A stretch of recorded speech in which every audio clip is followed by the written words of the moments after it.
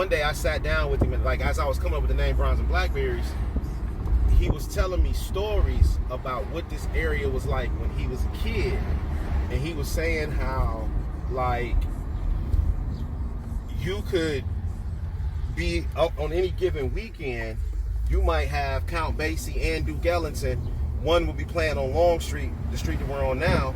The next one will be playing a block over on Mount Vernon at one of the bars and clubs or one of the theaters that was going on. Like, he was just talking about how popping, like, this whole neighborhood was all African American. Your black doctors, your black grocers, your black lawyers, dentists, they all were in this, they all lived in this area, because during that time, of course, redlining, black folks couldn't go nowhere else. But Mamie Moore Park in the summertime, they will actually, everybody comes out. Actually, I think it starts probably here within the next couple of weeks. Everybody will come out, bring their lawn chairs, and they'll have a jazz band or a band playing. And you'll have 1,500 people in the park sitting down watching the band play. You'll have vendors and stuff all the way around. And they do it every Thursday during the summer. It's dope. It's dope. So like what would happen, I would come over here, like especially at the beginning of the Nest, I would come over here with flyers. And I would run into people I knew or be talking to people. I would hand out flyers. And that was one of the ways I would advertise the Nest. Would be come over here. People are already down here. And it was like, yo, you would have people come through. That's how I met Melly Mel. Melly Mel, you know what I'm saying, came through. He popped in for a second, you know what I'm saying? Melly Mel came through. You know, he was out here doing something else and just, you know, came through. You know, it's, you know, you get, you know, it's this area, man, is dope. It's super duper special. And that's like the more, of course, I wasn't born in Columbus. So I've learned all of this stuff over the last like 15 years since I started coming down here when all the poetry shows moved down here. You know what I mean? It's just, I love being down here, man. Let get, let get, let get, let get, let get, let get, let get, let get. Yeah, we just got paid, got that fresh new fit. Yeah, my mom been good, like I was big get. Let get, let get, let get.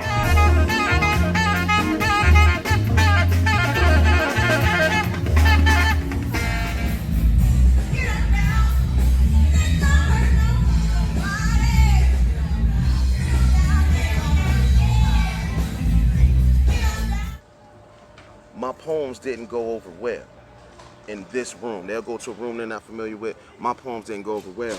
And what they say is, oh, I went in there, I went over everybody's head. Welcome to another episode of Within the Story. I'm in Columbus, Ohio. You cannot say, and I mean, and I repeat, you cannot say Columbus, Ohio without saying the name JG the Juggernaut. Jugger Levert, we are in the building. We had the color of summer. Yes, sir. Woo! Yes, sir. If you've never been, man, between him and Johnny C. Weaver telling me about this event, man. But to be here and see it for your own self eyes is a whole different ball game. Oh, yeah. But if you do not know this man right here, JG the Juggernaut, former educator, sportscaster, poet extraordinaire, man. Just a real cool guy. And we here to hear some stories, and you probably gonna catch a few clips before we do this interview. This is following him around, man. You gonna learn to love this guy. Just sit back and watch. Hey, I'm like Jennifer Hudson. You're gonna love that. Indeed, indeed. All right, so let's begin with your journey, man. I may learn some stuff I didn't even know, but what started you with writing? What's your beginning game? I mean, I was always a writer. I was a big reader.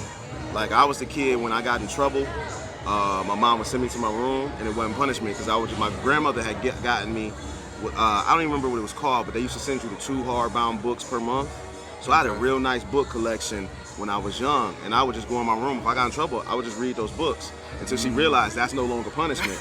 I would just read those books. Take his books away. Yeah, and then it turned into, you know, of course, rap music happened. I remember the first time that I ever got into first time I tried to write a rap, I said I got a crew that I called the Blue Homeboys, and I couldn't find nothing to write with Homeboys, and I stopped writing. I couldn't find nothing to write with it.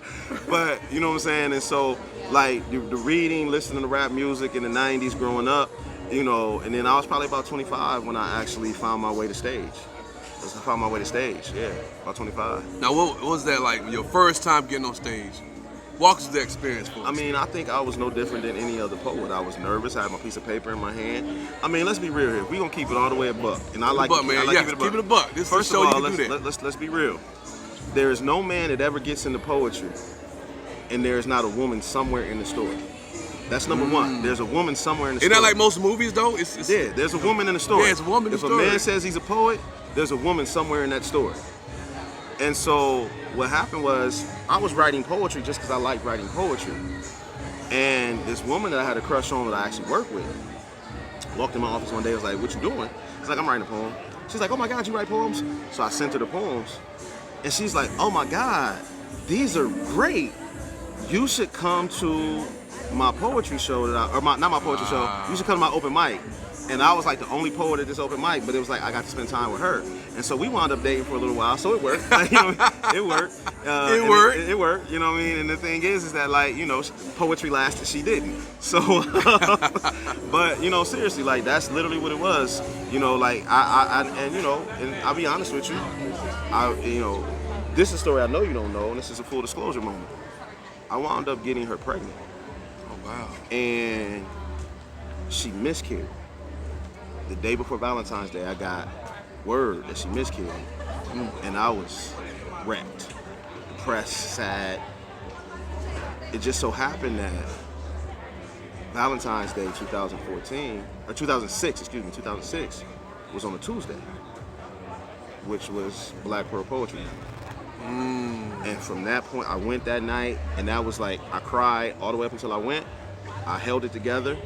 I read this really sad poem, and then I went home and I cried the rest of the night. But I kept going back to poetry night every Tuesday because that was that one moment where I was allowed to be sad and not be looking. But it seemed like it was therapeutic. Yeah, it was therapeutic, definitely, without a doubt, without a doubt. So, what was some of your influence? I know we all have that. We get into it, start writing. But there's some people that emulate, or some people that took us under their wing. Who was those people for you? Well, I think that there was poets. I mean, I think Ed Mabry, being that was the first open mic that I was a regular at. I don't know that I could have gotten better than that, you know. And at that same time, Will Evans is in the room, you know what I mean. And so I'm seeing two really good poets at that time, and then they did an amazing job of bringing in features because I was only going to that show as a regular for about 5 or 6 months before I moved to Atlanta. And so, but in that time, I saw Future from out of Flint, Michigan. And that was somebody I was like, oh wait a minute. Shout out to Future, man. What up, Future? I saw Talon. Okay. You know, Shout out Talon Talon. Macy. I saw Sonia Renee. I saw Dasha Kelly. I saw Darla Nikki Jansen from out of Milwaukee. I saw a lot of these poets, and it was like, yo, these poets are super duper dope. And you know, it just kind of, just grew from there. The love of it grew from there, and then I didn't even know that I was a good poet. This is how tough Columbus is as a poetry city. I didn't even know I was a good poet until I moved to Atlanta. Shout out to Daryl Fun, like Daryl Fun. Shout out to Daryl Fun, like Mr. Fun, like for real. They embraced me as much as they could because I didn't go around a ton, but they kind of like, nah, bro, you're actually pretty good at this, and it was just like, oh. I see, like, you know what I mean? But I didn't know. Like, I didn't know. Like, I was, like, you know what I'm saying? And so, like, I lived in Atlanta off and on for about 4 years. And, you know, that was just such a journey. Like, you know what I'm saying? Learning that Atlanta poetry scene when I wasn't really even established on the Columbus scene, but I hosted my first poetry show in Atlanta. You know what I mean? Wow, like, I did, Cafe 290 up off of Roswell Road. Like, yeah, I did all of that, man. So it's like, you know, Atlanta for me was kind of where I went, and it helped me grow, you know what I mean, in a different space. Wow, man, yeah, that's dope, man. Yeah, like that's the thing. That's why I don't have any sympathy for poets that, you know, complain about certain things, because like I have been at the Apache and didn't get my name called, right? You know what I mean? Right. And it was just like, you know, but I had a good time. It was cool. But you know, I made sure that I hit every show, and I can't remember what the brother's name that was hosting at the time, but I saw him in a room that I was in, and I rocked, and I was like, I'm about to go do my extra hard rocking, so that I never have to worry about not being called when I go to the Apache again. And I've never had that issue ever again. You know what I mean? But it was like, you had to show you, I had to prove show your myself. skill, you prove yourself, basically. And the thing is, I'm not afraid to prove myself. I grew up, poetry was my second love. Football was my first and love. I want to get there. Go ahead, touch. I want to get to that. Love. So, you know what I'm saying? Honestly, like, don't nothing come easy in playing football. And I didn't just, you know, I played for Urban Meyer, like one of the greatest coaches of all time. Like, don't nothing come easy. So, you know, poetry was like, oh, I got to earn it? Cool, let me show you what I can do. Now, for those who don't know, and I've heard some of the football stories, man. He was a great football player. Tell them that journey from playing football to having to stop playing football to be revered as one of the top poets, man, that I know, man. Walk us through that journey real quick. So, I mean, I was always a performer. I was never afraid of, talking. I've always been a funny dude. Facts. And so, like, what happened was, when you playing football, you're performing. And it's like, and I used to always say, it's showtime. I'm performing. I'm going out here to put on a show. And so I took the same tenacity that I had when you go into the weight room and you got to put 500 pounds on your back, or when you know what I'm saying, or when you got to go run till your legs fall off. You know what I mean? Like, I took that same tenacity and I brought it to poetry. So, but I was always a writer. Like, I wrote even in college. But you can't be the running back and a poet. Like, you know what I mean? That wasn't a space that I really understood how to navigate. And so I kind of just kept that to myself. I had one homeboy who knew I wrote and knew we would do little freestyles in the locker room. My boy Double A from Indiana, he'd be like, JG, you need to write your shit down. JG, you need to write your shit down. You need to stop bullshit and write your. He used to say this to me all the time. It's my brother. And so he comes through, and so like, it was about 2005 when I met the sister, you know what I mean, at the job. That's when I really started performing. That's when I started taking poems outside of, just writing them in my notebooks. I enjoy writing, to actually putting them on stage. That was it. 2000. It was like August of 05. Oh man, that's Yeah, dope. August That's of dope. 05. Well, let's go back now. You went to Atlanta, you came back now.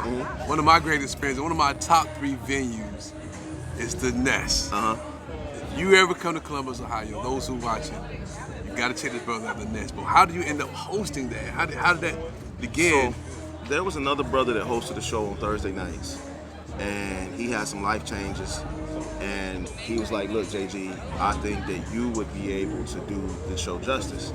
And I took the baton and I ran with it. And so, but by that time, that was Valentine's Day 2000. Valentine's Day, for some reason, poetry to me is always, that's the truth. That's crazy. Never thought about it like that. But my first show as the host was the Valentine's Day, and I had done guest host spots when he was out of town or what have you. And So he was prepping, he was priming you for that. You know what I mean? Yeah. I mean, honestly, like, I'd done, I got to go do something. So I'd hosted before, but by that time, by 2013, like, I started traveling as a poet in 2010. So at that time, I've had 3 years of going. Shout out to Obama for that stimulus money he gave us, because I wouldn't have been a traveling poet without that. Like, I released my first album. I got laid off from my job October 2009. I was already working on my album. I was like, you know what? I can either finish my album and try to go out on the road, because I've seen Future do it, and I've seen other poets do it, or I can go get another job I'm gonna hate in 3 months. And I took a chance. And so I went out, and when I went out, I was like, all right, cool. I went out and I was like, yo, I got an opportunity to really just go out there and be a poet. And so I went out with my little 1 CD, and I did, everything that I could do. Now, is it the CD that got nominated for National Poetry Awards? Nah, that was my 3rd CD that they did that. My first Come on CD. here, brother. You can come be doing the interview. Don't you show your face? We're at the Color of Summer. And this brother right here, we getting our Thank you, brother. getting our wristband. Well, I guess I'm not getting my You wristband. ain't getting no wristband. You ain't official out here. Now I'm about to You be ain't official. out About to be here. official. So real quick, man, shot in the camera, tell people what's going on, where they can find you at. What's going on? Right here in the cafe, or you mean like social media? Social media, yeah. Just Wali, JUST_WALI. Like intro to a porno. This dude, man. So we get our wristbands for this event. Y'all, this is a super dope event. See, I got my wristband. So I'm about to be but see, hold on a official. minute. They don't see it matches my pants though. Like my wristband matches, and my socks. Like, I said, yeah, socks. You got the socks. I got the socks. Because you gotta do what? You got the coordinate. coordinate. So, Where's JG? And I'm like, right there in the so. middle. Does anybody know JG up here? So like, I mean, that's basically what happened. I had my 1 CD. I started touring around with that, traveling around with that. And I'm going places uninvited. I'm literally just saying poems, just popping up and then talking to the host after, seeing if I can book another feature, or I would reach out to people. I reached out to Chauncey. That's how I got your information. You know what I'm saying? Like, it just, you start networking, you start doing what you got to do. That's literally how it happened for me. Make sure y'all grab some food. because before the lines start Yeah. getting here. Oh, we're gonna eat. Yeah, we're gonna eat. We're gonna We eat. gonna eat. Yeah, so that's literally what happened though. Like I Shout just out to Chauncey, baby. yeah, so I literally just I started traveling, man, and then before you know it, I told myself I was gonna do it for 3 months. 3 months turned into 6, 6 turned into a year turned into 3 years. Where I was on the road static. I was going more than I was home. I was poor, but I was happy, dog. Like, you know, it was one of the freest moments that I've ever been in. You was financially challenged. You were broke. Poor is a Yeah. mentality. Yeah, that's true. I was broke. I was broke, but I was happy. Wasn't poor. You I was broke. You I was was, poor. you know what I'm saying? I was broke. I ain't had no money. Like, wasn't no chances. You know, wasn't a lot to do extra. Yeah. Well, 2 more things, and we're gonna continue this interview when we get to the crib. Yeah. But We do it at the let's crib. talk. First of all, yeah, he spoke about the orange socks and stuff like that. Uh-huh.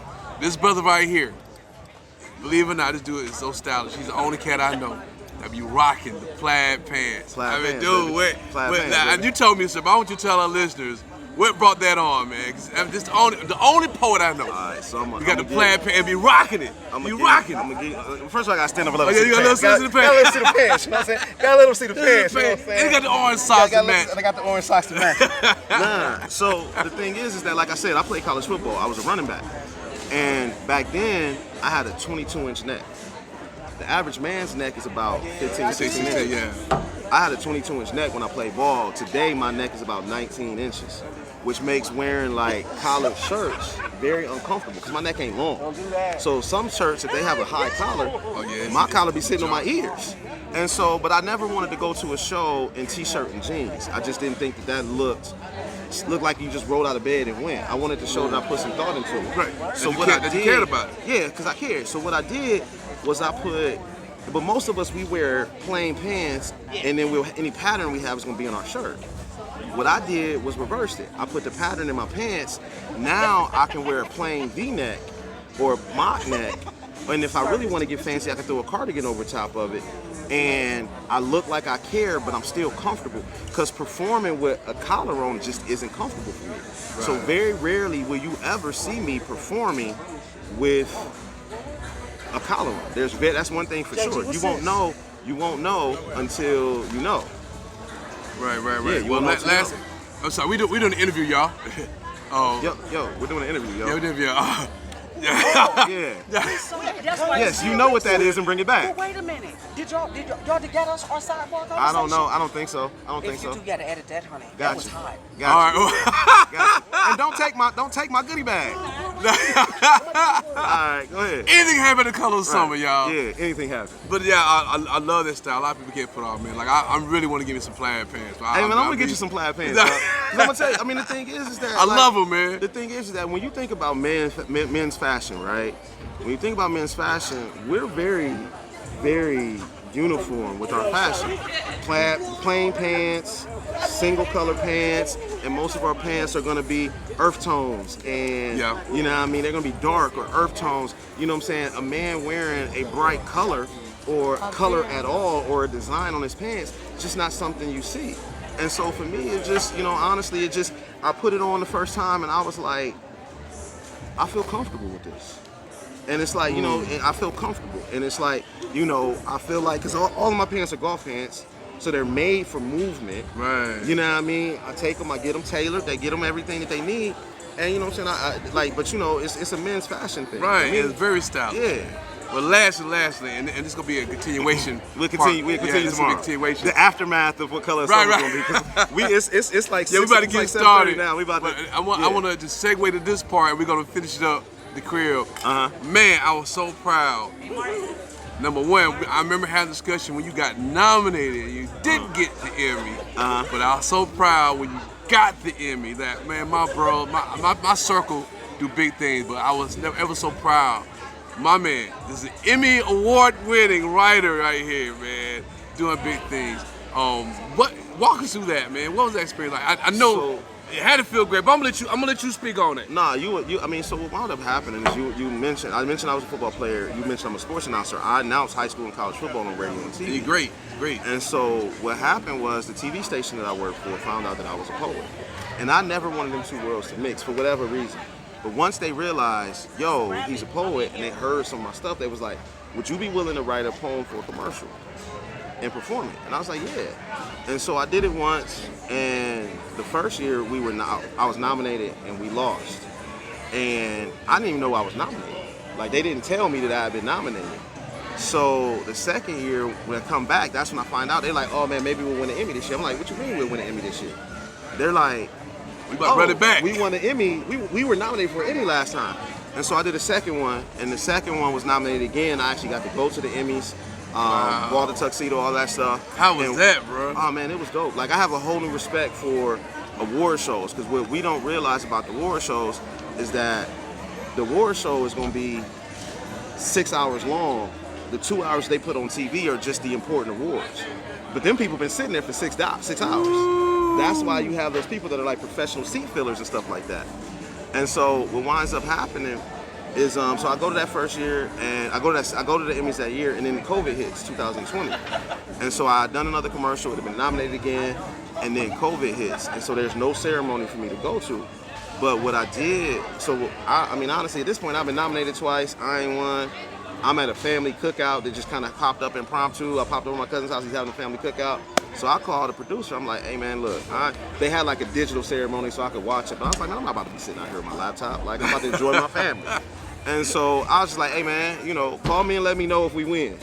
You know, and I'm like, next thing I know, about an hour and a half later, he's like, yo, you sir, you won an Emmy. And I'm like, yo, let's go. Shout out to Mike Hogue, man. He was the producer and director of the joint, man. And so once he did that, it was like, oh shit, like I have an Emmy. And so like, but you know, I had to go through the process before to join the Academy, to pay to be nominated, to pay to be reviewed to be nominated, did all of that stuff. And then when I did that, you know what I'm saying, like, so once I did that, it was like, if I won, the trophy comes to you. And so I won. They sent the trophy to the TV station. I met my guy, got my trophy. And, you know, my mama promptly took it and put it in her curio cabinet. That's right, mom's got to get it. You know, oh no, because yeah, when I won an Emmy, we won an Emmy. We won an it. Emmy. Yeah, we won. Yeah, without a doubt. Well, we're gonna conclude this, so I want y'all to see the physical trophy.